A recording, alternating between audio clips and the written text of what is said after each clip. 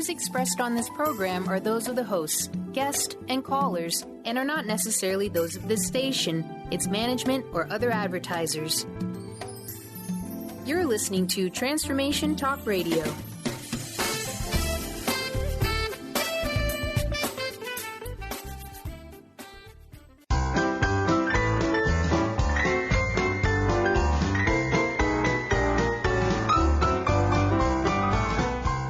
For something, a new way, a new understanding, a connection, some comfort. You've got questions, and Light on Living puts the spotlight on all the answers so you can shine. Lift and lighten the load of life's challenges and learn simple and easy ways to live a healthy, happy life. You'll gain insight and start to see things in a new way that motivates you. You're invited to hear new, see different, and feel more as Lisa shines the light on living.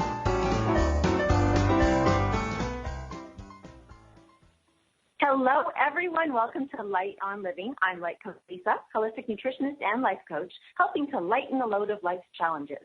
Each show, we shine a spotlight on helpful techniques, mindsets, lifestyles, and inspiring stories to help you get through, not over, life's challenges. As I ask the question, who would I be if I loved and accepted myself completely? Or better yet, what would my life look like if I felt the love that I gave myself permission to experience? I was reminded of a bright, shiny soul who is joining us today, and I do want to welcome our guest, Kelly Bentley, owner of Solely You Holistic Wellness. And a little bit about Kelly before I bring her on. She has devoted more than a decade to learning and practicing in all areas of holistic health. She's an advanced holistic health care practitioner, advanced nutrition and lifestyle coach, personal training specialist, public speaker, health and fitness expert, and book model. Wow! She is quickly becoming an influential figure in holistic health, having unparalleled success and using cutting-edge assessments and treatment techniques. And what has brought Kelly to us today is truly a very shared overcoming of self-denial and a stepping into self-acceptance and self-love that she and I both share. I met Kelly about a year or two ago when we were on episode together for the Chakra House of Healing, and her passion and her love and her drive to help others recognize the importance of forgiveness and acceptance and self-love poured all over that, and it was just shining so bright from her, and she was able to acknowledge her own self-love and acceptance. And I believe that that truly inspires others, and it demonstrates to others, and that she truly leads others to find that way. And that's why I'm so excited to bring Kelly Bentley on today's show with us to talk about self-love, self-acceptance, self-worth, and everything. So hello and welcome, Kelly. Hello, I believe we have Kelly on the line. Hi. Hello there. I hope you caught your wonderful intro. There you go. We had a little bit of a miscommunication. I thought we were going to go to a commercial, but you know what, everybody, I just introduced you to everybody and shared the beautiful story about self-love and self-acceptance and forgiveness, and I seem to be doing this every show, and you know what, there's always some little thing that doesn't go well sometimes, and you know what, I think that's the biggest thing is to step back and say, you know what, I forgive the experience. It's a learning curve, and because I just shared about all your beautiful things that you do in life and what drew me to you about you shedding your light about self-acceptance and self-worth. Why is this so important? This was something that when we talked about it, you were like, oh, I so love this topic. I want to talk about this. What would it be what draws you to self-love and acceptance that's so driving force for you? This has been a serious issue in my life, in my past. I'm not sure how much you shared about my bio, but I did a lot to become a holistic health and wellness proficient in holistic health and wellness and a practitioner of it. And I noticed I wasn't, for lack of a better explanation, practicing what I was preaching for a long time. And I was doing self-abusive things, like I was going and giving talks about how to be healthy, and then all of a sudden I would go and drink a diet pop, or I would go and, not all the time, but every now and then, and I thought, what am I doing, and why am I self-sabotaging? And when I was younger, before I got into anything to do with health and wellness, I had an issue with alcohol and all of those things, and that kind of kept showing its head here and there throughout my life, and I thought, okay, there's there's a problem, and I couldn't figure it out because I do love myself. I always have loved myself, and I thought, okay, I have all the self-love. What is the problem? And then I realized through many different methods and therapeutic methods and all of that, that there was a problem I had with self-acceptance. And I realized there was a big difference between loving yourself and accepting and approving of yourself. That's major difference. Yes. And you know what, before I want to ask you what is the biggest difference, how would one, first of all, even, you know what, maybe we'll come in the definition, because I was going to say, how can one recognize that it's one or the other that they're lacking? So yes, I would love to hear that definition in that. Well, I think if you would know if you love yourself.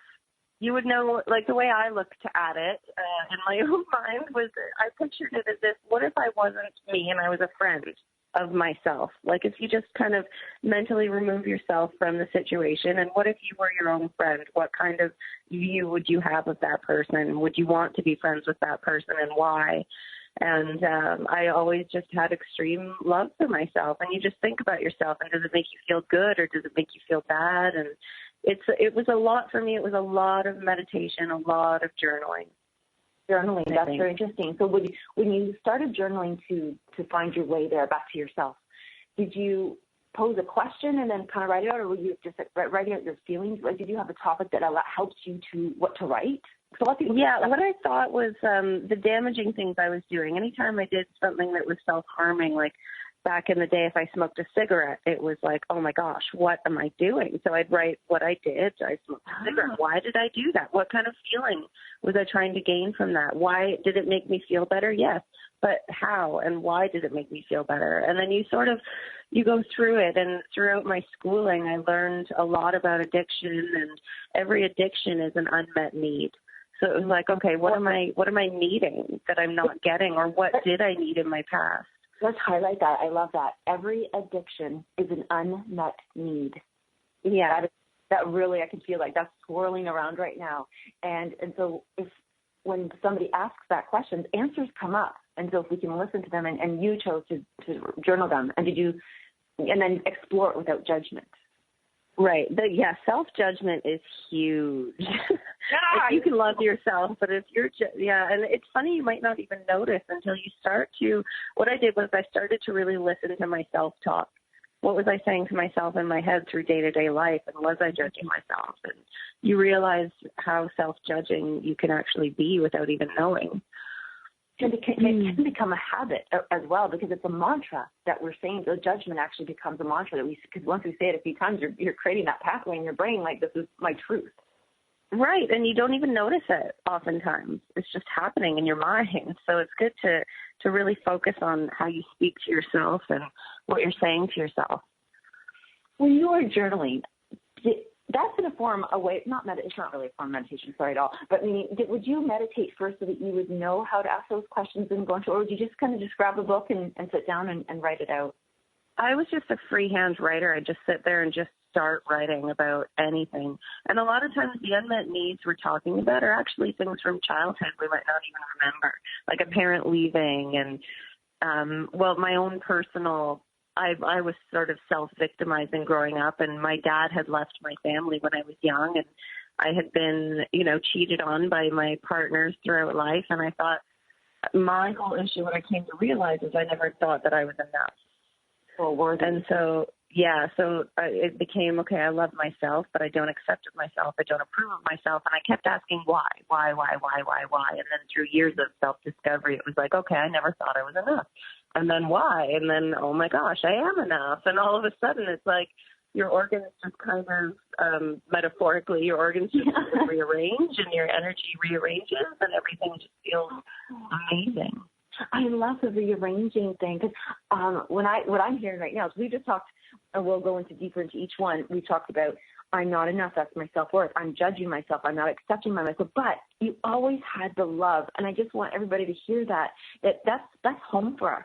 Love is, yes, we always have love, and if we're denying it, then that's where all those other things come in, and that's where I want to explore with you about that, because I love how you're using real-life examples of what could be going on in our lives that would be the expression of that unmet need.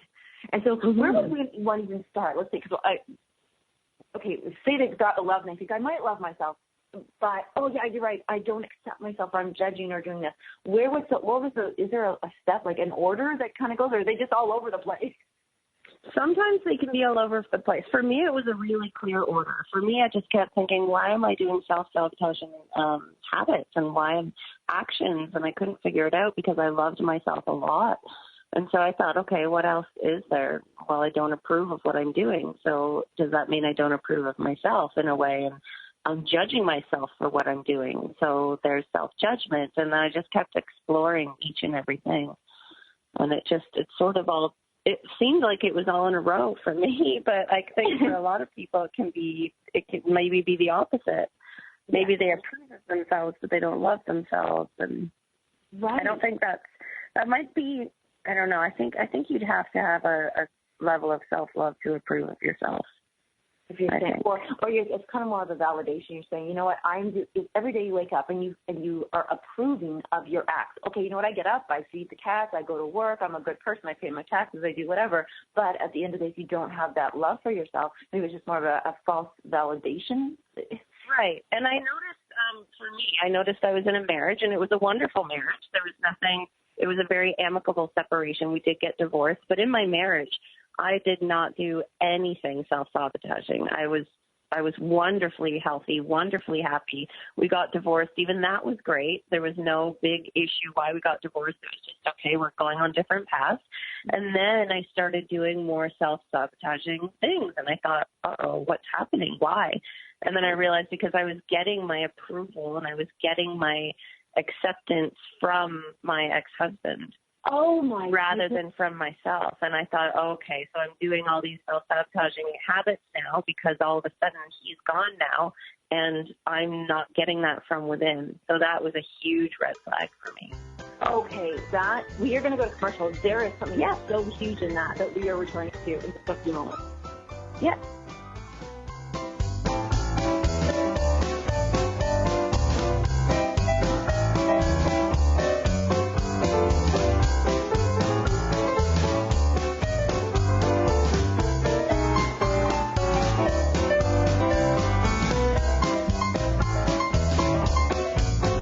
The best of the holistic, spiritual, and conscious world. Om Times Radio. IOM FM. Humanity Healing International is a small nonprofit with a big dream. Since 2007, HHI has been working tirelessly to bring help to communities with little or no hope. Our projects are not broad mandates, nor are they overnight solutions, but they bring the reassurance that no one is alone and that someone cares. To learn more, please visit humanityhealing.org. Humanity Healing is where your heart is. Join me, Tammy Adams, intuitive life coach and spiritual healer, for my new show, Karma Talk. Learn how to get rid of your karma so that you can start living the life you are meant to live. I am not going to tell you what you want to hear, but what you need to hear. Join me on Wednesday at 12 p.m. Eastern Time for Karma Talks on Om Time Radio. Welcome back to the Cat Show. Up next, we have Nico. Nico is a member of the Shelter Pet Group. That's right. A group known especially for their sunspot sleeping, ball chasing, leg rubbing, and of course, companionship. Just look how she struts. It's like she owns the place. And see how she curls up and cuddles her person. The pitch on her purring is simply perfect. Nice one. Fantastic cat. But really the best way to know an amazing shelter pet like Nico is to meet one. Visit theshelterpetproject.org today. Adopt. Brought to you by Maddie's Fund, the Humane Society of the United States, and the Ad Council.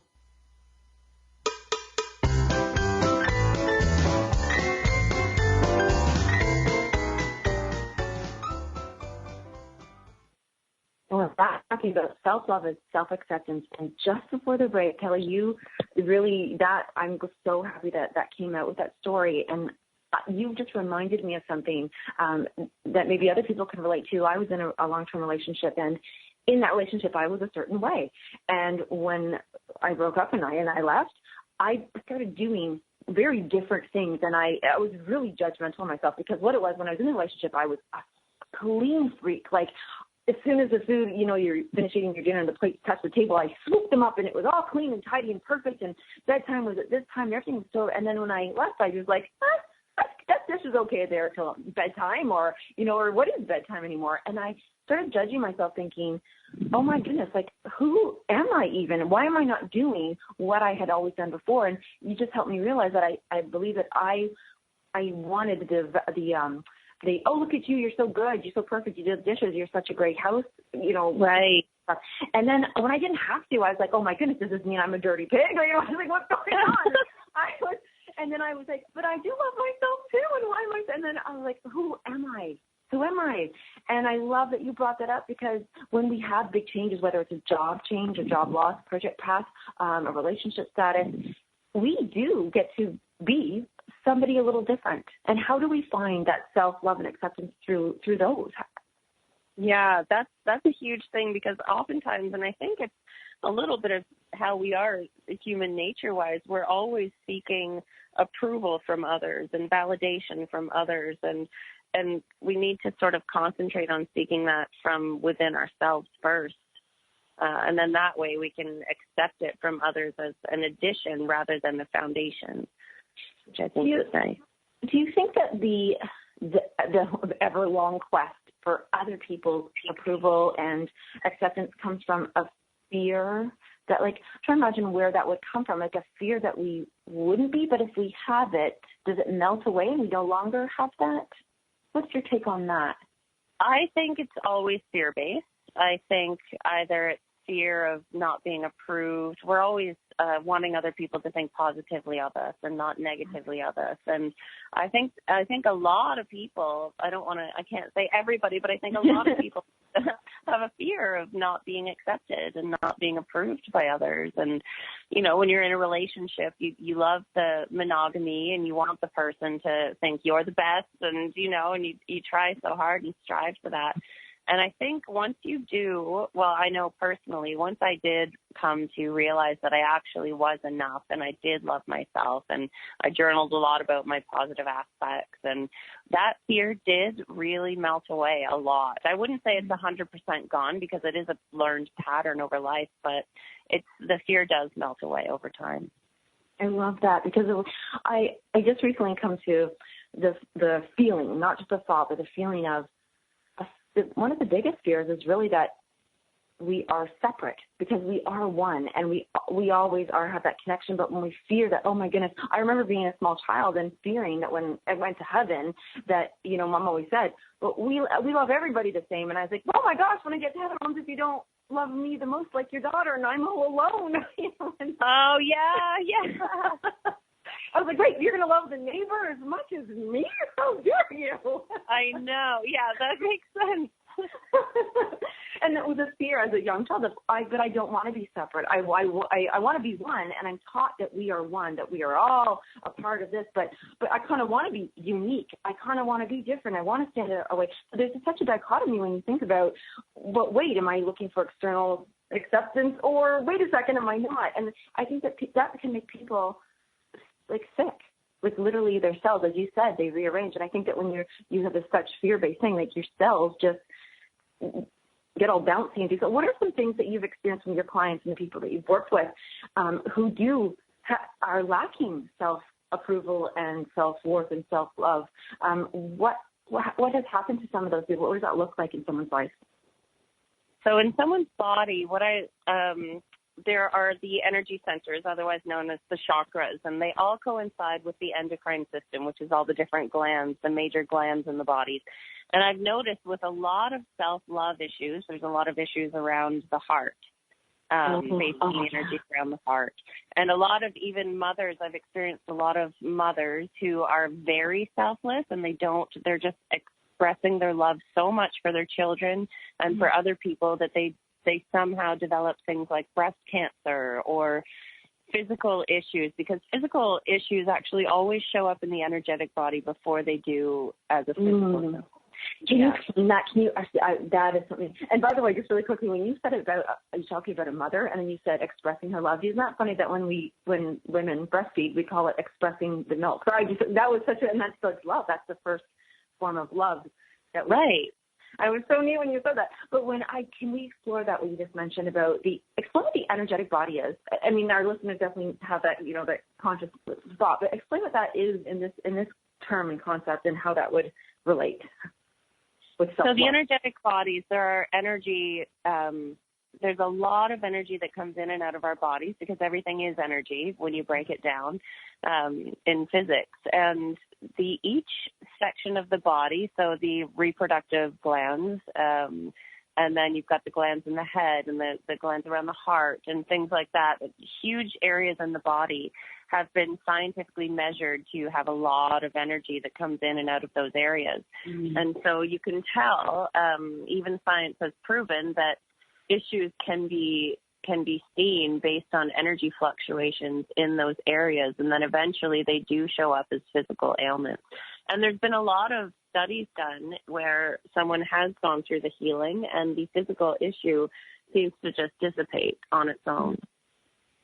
Oh, beautiful. Literally, when I say what we're holding inside us, like our thoughts are us, and then we're manifesting, creating the body that is in alignment with those thoughts. Right. So and maybe it's tremendous about thoughts. Like thoughts are energy. So yeah. I wonder, when somebody is out there and they're thinking, something's missing from my life. I don't know what it is, and I don't know how to. I don't know what would, some people can grab a pen and paper and try to draw. They don't know how to meditate, or maybe if they were to start with just looking at themselves, like you said, I started thinking about what I was thinking. But what if someone were to look at their body? When you said about heart issues, like people have a lot of maybe around their heart, their energy and heart. What are some of the physical, we'll call them diseases, ailments, things like that you've seen people come in with and then have that healed or corrected or balanced? I've seen just heart issues like arrhythmias and pain. Oftentimes it's a pain that allopathic / regular family doctors aren't able to diagnose. There will be a pain and a tightness in the chest. We'll just use the chest as an example. But random pains that you go get checked out and they say, well, nothing's wrong with you, nothing's wrong, it's all fine, but you hurt and you don't know why, or it feels tight or it feels really heavy. So you go because those are the symptoms of heart attack, so you go get checked out, but no, you're just fine. And those were some of the things I was noticing. There was a woman that I did help who had a very bad pain in her neck. Nobody could figure out why this pain was there. So she came to me and asked, I have this severe pain in my neck and I can't figure it out. And over time listening, she was actually saying, oh, but this is a huge pain in the neck and that's a pain in the neck and this is a pain in the neck. And so we thought, let's change the vocabulary around what you're saying, change the pain in the neck sentence, and sure enough, her pain was gone. Oh, my goodness, I love that. Yeah, so that was just one of the really interesting ones. Our language, because, see, we do know, and if we, somebody else like yourself, that's why I love healthcare practitioners. I do love coaches. I love friends, because sometimes they can hear something that we don't hear. Right, yeah. And you love it. And there's people that have like throat issues and they can't figure out what's wrong with their throat, or they have a persistent cough that will not go away and their family doctor can't figure it out, but they're not communicating about something to somebody. And once they actually let go and they communicate about whatever they needed to communicate about, all of a sudden their throat is fine. The clearing of it is so beautiful and so natural, and so it's way. When how long have you been working? Would you say that is like one of the strongest or beginning points that you do with your clients you're working with, the self-love and acceptance, before really dealing with anything else? Is it always the root issue? No, it's not always the root issue, but it always has played a part. There's always some piece of it there that I've known to be there. Okay, and so if somebody were, what are some of the, before I ask that one, I'm going to save that question. Hold on.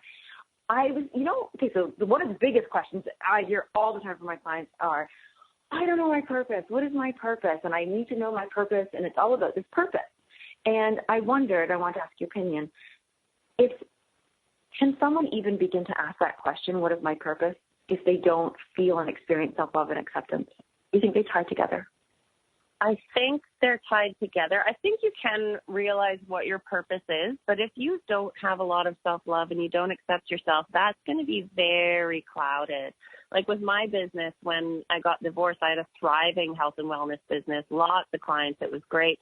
Then when I got divorced, all of a sudden my inspiration to do anything was gone. I just wasn't inspired anymore to do my business. And I thought, where did that inspiration go? But it came from all of a sudden me not approving of myself and accepting of myself and thinking, well, how can I help clients if I don't love and approve of myself first? And then over time that healed, and now everything's wonderful again. But I think it is tied to your purpose. I think you can know your purpose, but you wouldn't be very effective at expressing it if you didn't have that love and approval, mostly approval.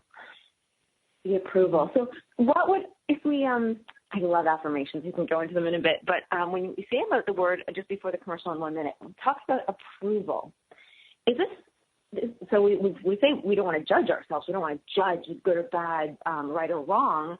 If we could, and if we run to the commercial, we'll say it when we come back, but if we're thinking about approval versus judgment, because I get stuck and I go, oh, but if I approve of myself, did I just judge it and then say yes, stamp of approval?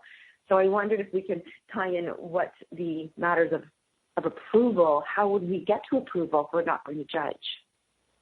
Right. You'd have to start with looking at. Oh, I knew that was gonna. Okay, when we're back. That's okay. Perfect timing.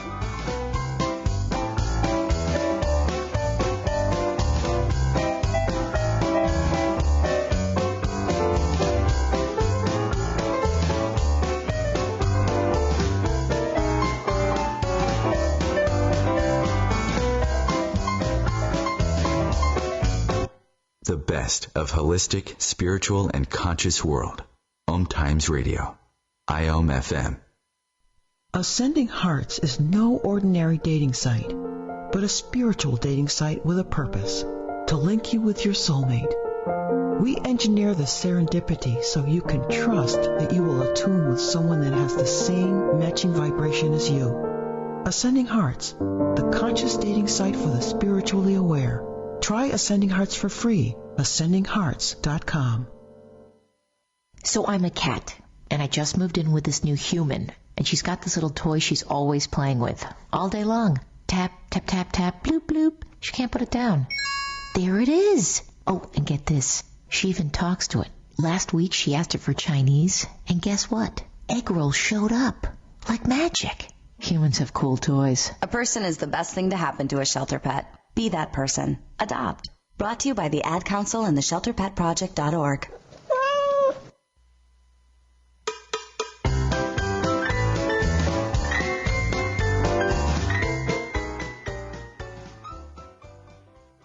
So as we return and talk about self-love, self-acceptance, and the difference in the very specific difference between judging and acceptance, I love that there was a cat commercial on just before because it reminds me that without judgment, animals can accept us and vice versa. So I just had to highlight that. Right, yeah. But, so I really am thinking about this because as I shared that story earlier about me, me not being as tidy and clean and quick to jump up and do everything, I did eventually get past, the judgment of it, and I allowed to be what is. But I don't even know how I got to that point. If I'm going to ask you to be the outside looking in and help me to understand that so we can share with the listeners on that one. Well, what I would do is I started really learning how to pay attention to my thoughts because every human has on average 70,000 thoughts per day, and most of them are negative, way more than half are negative. But we don't realize it because we're just going about our lives and we're just thinking. So if you start to pay attention to your thoughts, and it gets way easier over time, all of a sudden you think, oh my gosh, that was a judgmental thought. And then you examine each thought. That's what I did. Based on the mentor that I had at the time giving me that advice. And so I started just examining my thoughts and realizing when I was judging and why I was judging and where did that come from? And it's different for everybody, I really think. When you said that about talking about we have 70, on average 70,000, I want to highlight that for everybody, 70,000 thoughts every single day, most of them repeating and most of them negative. One of the questions I know I've come to ask myself, because there is judgment, you have to discernment between things, and fear does exist. Now, there can be healthy fear, so I know often I'll say to myself, is this fear that's showing up serving my highest self? Like, is it showing up to say, you know, you really shouldn't leave those dishes because the food will raw? I don't know, something bad. Like, you know what I mean? Right. That's a very silly excuse, reason, but, you know, right. But something to that effect. Like, am I being, what's the word? Am I gaining weight? Let's do a health one here. Am I gaining weight? Am I judging myself and I'm just gaining weight because I'm not loving myself? Or am I gaining weight because I'm putting a layer to protect myself from emotional issues? Like something like that. Like more of a... I really think the weight gain thing comes down to being worried about others' approval. Oh, okay. Yeah. I've never, like, I do understand where you're coming from with the maybe I'm adding another layer to hide, whatever, but I've always found in my own personal experience with many, many clients that I've had who, some clients have even told me that they're convinced that it's because they're adding on another layer. However, when we boiled it down, that was more of a justification, and it was really about others' approval. And, oh, well, I don't approve of myself, so others won't anyway. I might as well just eat this, and I don't care. And it sort of spirals from that, from my own personal experience. I can't blame everybody. That's very interesting. I'm thinking, you know, obviously right now I'm thinking of specific people, and so some of that language might be, oh, I love that, actually. We're reflecting that's the mirror of what we're feeling about ourselves, what we believe others feel about us because we feel that way. Yeah, yeah. And it's sort of, we all have this thing where and it's a human nature thing where we perceive things in the world and we automatically start perceiving ourselves, or we'll think, oh, that person must think such a way about me because that's how I think about people. And it's very different between everybody. Oh my goodness, sorry, I'm wrapped up in that thought so intensely because of those 70,000 thoughts. And right.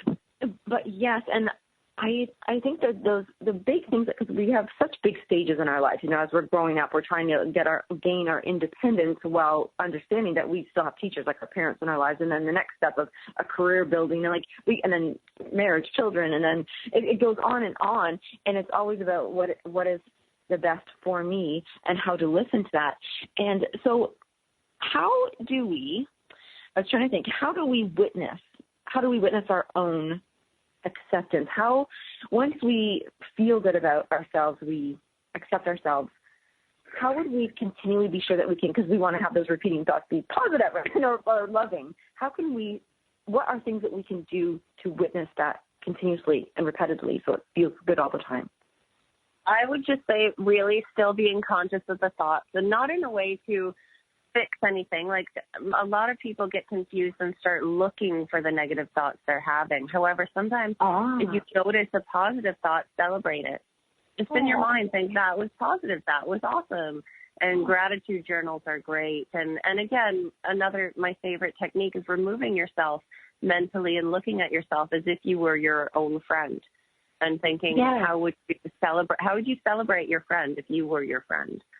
You know, what makes that person awesome if they were your friend, which is you. And in turn, you start to really build a great foundation of self-approval and self-acceptance. I'm writing that down. I actually love it. You just reminded me of a mantra song, we'll call it, that I wrote a while ago called A Friend in Me.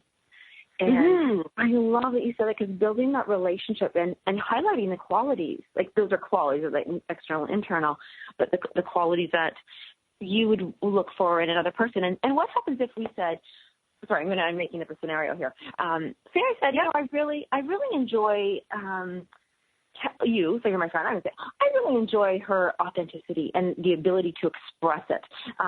Do I do that? Like, how could I do that more? Like, how would I check in with myself or see if I like that about me? Or if it's something that makes you feel good, one thing I've noticed is that when I sit and I meditate, and this came from my mentor as well, but when I sit and I meditate and you have a thought about yourself, do you feel a rise, like sort of a butterfly feeling in your stomach that rises up, or do you feel sort of a heaviness? And then that allows you to really segregate how you're feeling, and is that a bad feeling or is that a good feeling?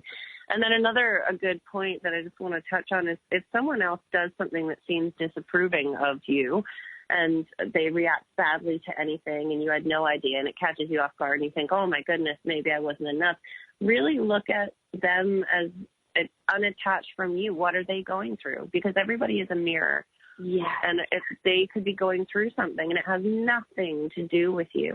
So that's something really important. Yeah. I love that you brought that up because we're touching on the 4 agreements. One of the agreements, don't take it personally. Right.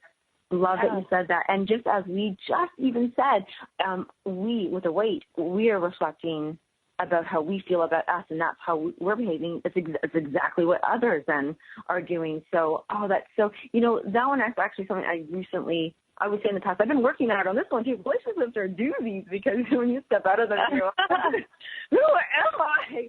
And I really have been able to, I feel so light about it because I can step back and say, that's their life. They're living their life. I don't need to live their life. And I can't fix or do or live their life. I have to live my life. Right. Yeah. I think that's powerful and controlling, and then to have that love.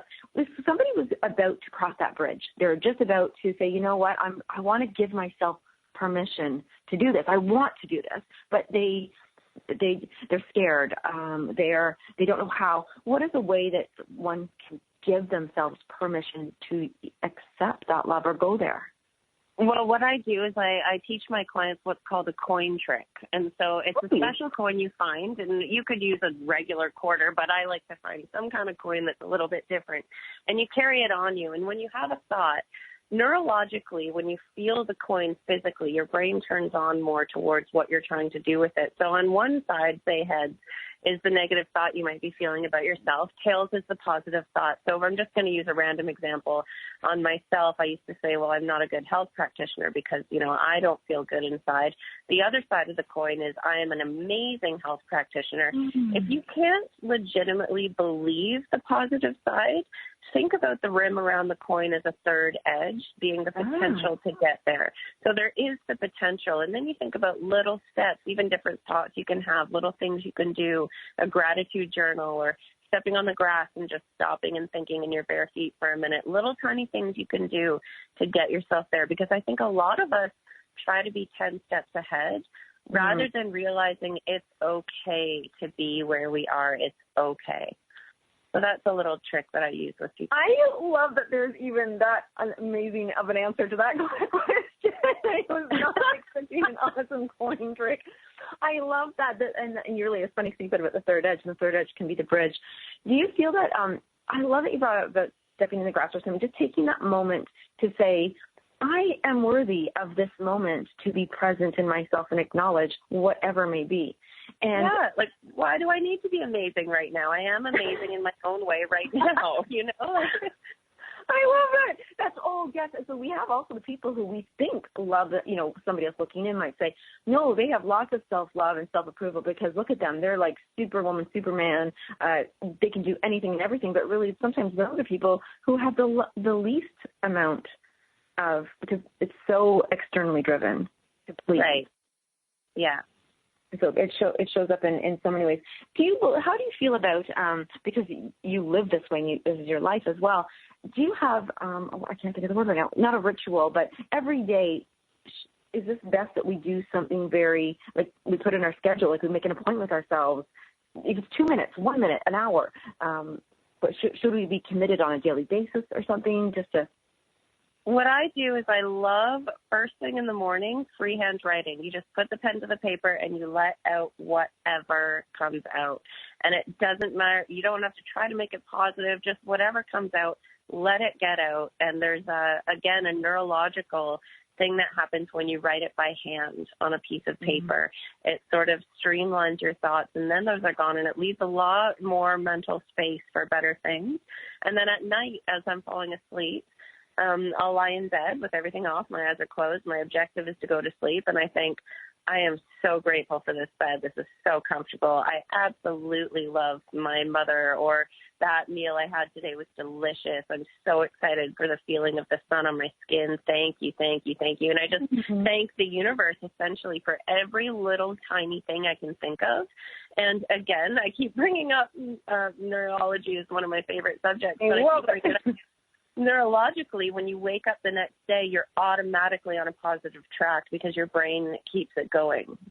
Because you've given it instructions now for your right. repair and rejuvenation as it goes through. It was funny, just the other day, somebody literally had said to me, I felt the sun on my face and it was just invigorating. And I loved that word because, see, I would think of the word like maybe calming or peaceful or warm. And I love it. They said invigorating. Because sunlight is so much energy balled up in it. That one little beam touching them could alter so much. I just want to share a quick thing, and just before the commercial in this round, I had eaten something I don't normally eat at all, ever, actually.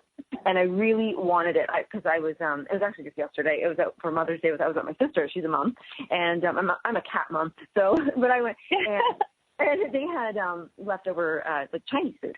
And I love Chinese food, but I can't eat it. And that's, because it just doesn't work well in my body.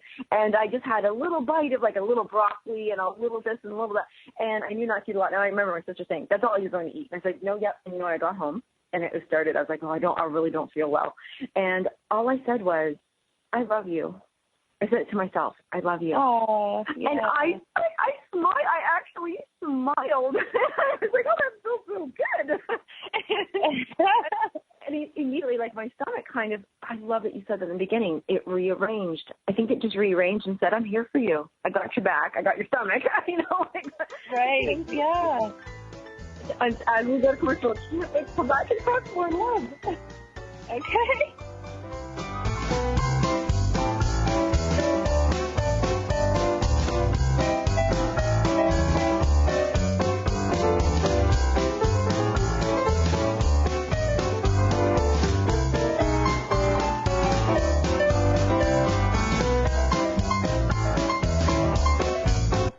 Connecting you with the best of the conscious minds in the world. Om Times Radio. IOM FM. Host your show on IOM FM, the radio network of Om Times Media, one of the more recognized brand names in the conscious community, and is backed by the extensive marketing reach of Om Times. Hosting a show on IOM FM immediately connects you with our extensive dedicated community. Circle of Hearts Radio is a sanctuary on the airwaves. Join me, Grandmother Elia, in the circle on Sunday, 2 p.m. Eastern as I share information to both enlighten and nourish your soul. Me, a cat, moving in with a new human. It took a little getting used to. She has these weird games she likes to play, like this giant feather. She sticks it in my face. I swat it away. She sticks it in my face. I swat it away. It's almost like she thinks I enjoy it. But seeing how much fun she gets out of it, well, I guess it makes it all worth it. Humans. A person is the best thing to happen to a shelter pet. Be that person. Adopt. Brought to you by the Ad Council and the shelterpetproject.org.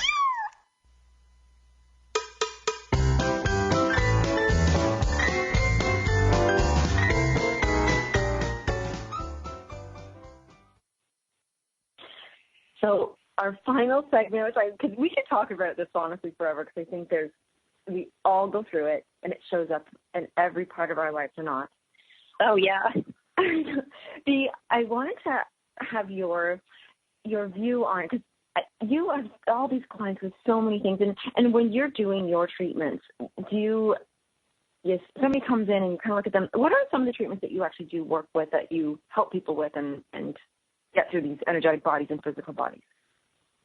That's really individual, based on the client themselves. A common one is sitting there and just talk therapy.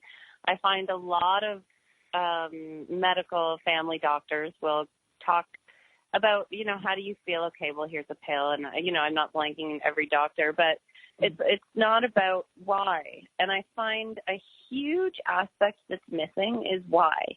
Like, I'm not feeling good. Well, why? And it's almost like being a 3-year-old where you just keep asking why, you know what I mean, until you get to the bottom of it.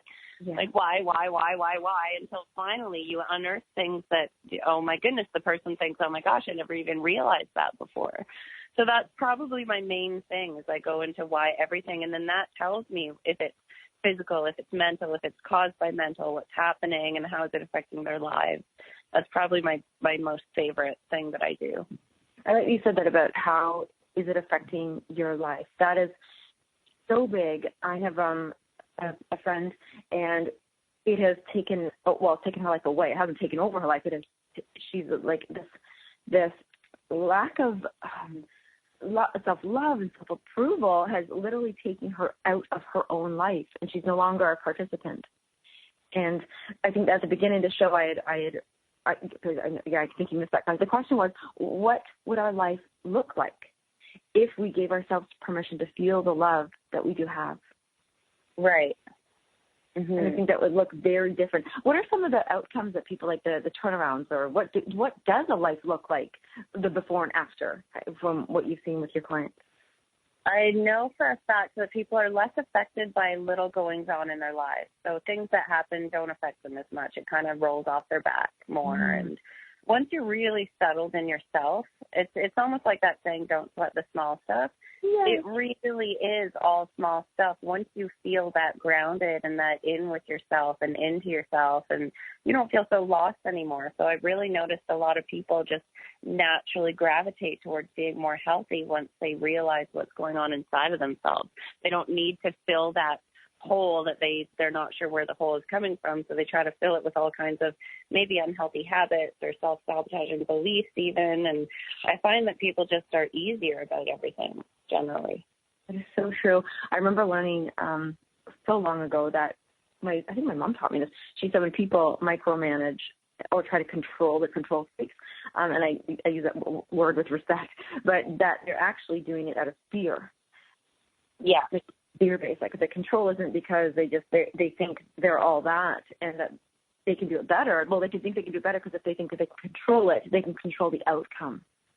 Right. Relinquishing control is huge. Oh, I love that. Can you talk about that? I love that. Relinquishing control. Yeah, because a lot of people, they're trying to control their inner environment by attempting first to control the outer environment. And that's really backwards. What we need to do is control our inner environment first, and then the outer environment just completely changes. Wayne Dyer had a good quote that if we change the way we look at things, the things we look at changes. I love that. And so just letting go of controlling your outer environment and keeping control on the inside, the outside automatically just changes. So another person I love to listen to is Abraham Hicks, who's a law of attraction guru. And she always talks about that no matter what we're trying to control in our lives, all we want, if you boil it down with everyone, is that we think we're going to feel better if we have whatever it may be, or if we can control whatever we're trying to control. It's only because we think we're going to feel better. What about just feeling better and then watching the rest of it fall into place? And a lot of people say, well, I won't feel better until it falls into place. And then you got to look at why. Like, why aren't you feeling good right now? Why do you need that in order to feel good? And then really it all boils down to perception in the end. Actually, that's another one I think that's going to is you'll see it when you believe it. A lot of people say exactly. Yeah, I remember when I was leaving that. It was a relationship that took me many attempts to leave, and what I needed to do, I remember this very clearly. Well, at first it was more because there was a lot of work moving and leaving. So I was like, forget this. I just won't have anything next, so I can make a quick exit. And so, but what it really was, I was able to, once I let go of all the stuff. I mean, I just had a bag. I had enough clothes now that can get me through a couple of days or something. Of course, my hair straightener and makeup can't have it.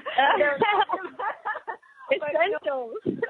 Yes. So I was like, hey, if I'm leaving, I'm going to look good. But anyways, I really remember that I thought, and I put this in my bio, one of them is the less I had, the more I could control. And I don't mean in the way that I could control, meaning the less I had to worry about that really didn't matter.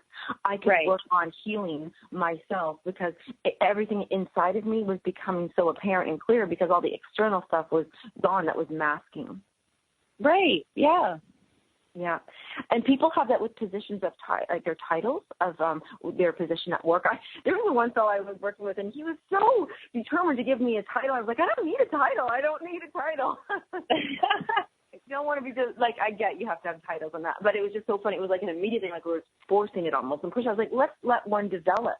Let's see what I do for this company and allow that to come up. I found it hard to say, like, because in your introduction, there was a whole bunch of things that I got to say about you, you know, advanced health care practitioner and all this and stuff and everything.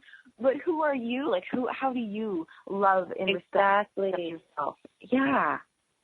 I remember I went to a self-discovery workshop with my mother, and I already know ahead of time she'll be fine with me sharing this, but it was her turn to speak, and the therapist there was saying, okay, well, tell me about you. Who are you? And she started talking about my brother and I, and the lady said, no, don't include your kids. Who are you? And she said, oh, well, I'm in an award-winning barbershop chorus, and I'm a teacher. And the lady said, no, okay, let's remove all the labels. Who are you? And my mother thought, oh, my gosh, I don't know. And so it's really important to remove your own labels that you place on yourself. Like, you know, I'm a mother, or I'm a teacher, or I'm a this. It's really important to try not to self-identify with labels. And you know what's interesting about that? If a lot of people say, well, how can I accept, well, I'm thinking right now, how can one accept themselves if they don't know who they are? Yeah. Who you are, that's a huge issue. Well, who am I? And it's more so what am I? And I don't mean in the sense of physical labels, but yes. If we just look at ourselves as energetic beings, like we're not humans or we're spiritual beings having a human experience. I love that one. Yes. And I think if we don't need a label, and a lot of people think they need a label or they need a social status, and I don't really believe that. It's hard to help convince people, but yeah. It is. And also, too, when you let go of that even, do you know what's funny? I noticed that the more I held on tight trying to prove, oh, I'm an amazing holistic nutritionist, I'm really not, this is who I am, the more I did that, the more I was like, I don't think I was actually getting my point across to anybody that would even be in alignment. But as soon as I let it go, and people, I wouldn't even share that I was a nutritionist for so long, and I got the most nutrition clients I've ever received. Right. Yeah. You are, and actually, I have it tattooed on my hand. I am, and that is so. And I say that, and I was just more of I love that body art when people, because back in the tribes we put paint on, and this is a beautifying thing, and the messages that we feel and that we are. But I think the reminder there is so. Let us sit back and feel who we are, so that we can say, I like this person. I actually love this person. And then move into accept this person. And so I don't want to wrap up without, I don't want to end without finding out some of the modalities that if somebody were to want to contact you and work with you, and they're thinking, I didn't really connect with this, and I have some addictions that I want to get over, judgments. What are some of the things that you do work with people with? What I do is I sit down, and it always starts with talking. It starts with conversation. I want to know about them, and I do free consultations, and there's no, 1 hour free. It's however long it takes. Oh. And we sit and we talk about things like, let's talk, let's find out about each other even. And it's more of it's almost like it starts with developing trust and developing a friendship based on trust. And then we go into issues they're having, and we talk about where that might be coming from. And then I have a whole bunch of different modalities that I use. They're all non-invasive, where I help the person discover how to heal themselves from the inside by giving them the correct tools. Mm-hmm. And everybody's different. So everything is tailored completely to the person and their own chosen lifestyle too. And that is important, because we definitely all have our own, call it dharma, and the way we choose to do that. And so what would be the best way for somebody to get a hold of you? It would probably be by phone. It's 905-808-SOUL. That's the easiest way to remember it, but 905-808-7685. Also info@soullyyou.com is my email. And I'll be posting that as well. And so we still have a minute and a half here. I'd like to close this off. Are there some affirmations or turnarounds or thoughts or something that would help people right now listening? We've got the journaling, and at once they didn't have time in mind. Like, what are some things that we could help somebody along that might have a very common, oh, I'm so stupid, why did I do that? Some turnarounds that would help them get past, get that one over.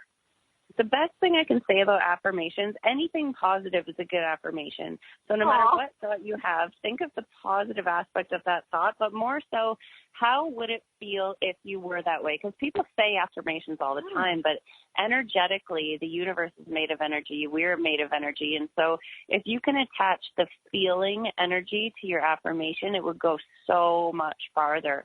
So even if you don't believe it, but you say, you know, I'm a great, lovable person, you might not believe it, but what if you were? Can you find the feeling? What would that feel like in your gut? And so I would just say, no matter what your affirmation is, make sure it's positive and really try to find the feeling behind it. That is absolutely stunning and beautiful. I love that you gave somebody, all of the listeners, a step. Just if you couldn't make it this far, let's just take this one safe step. And it's, what if I was? Right. What if it was possible? What would it be like? What would it look like? And I'm so appreciative to have you come on and do this. This is a beautiful show. I just knew I'd love this one. I so appreciate your time. It's Kelly Bentley, and I'll put all the information links and everything up so we can track you down. But I do recognize the love in yourself. I love that you're shiny and bright and lead this way.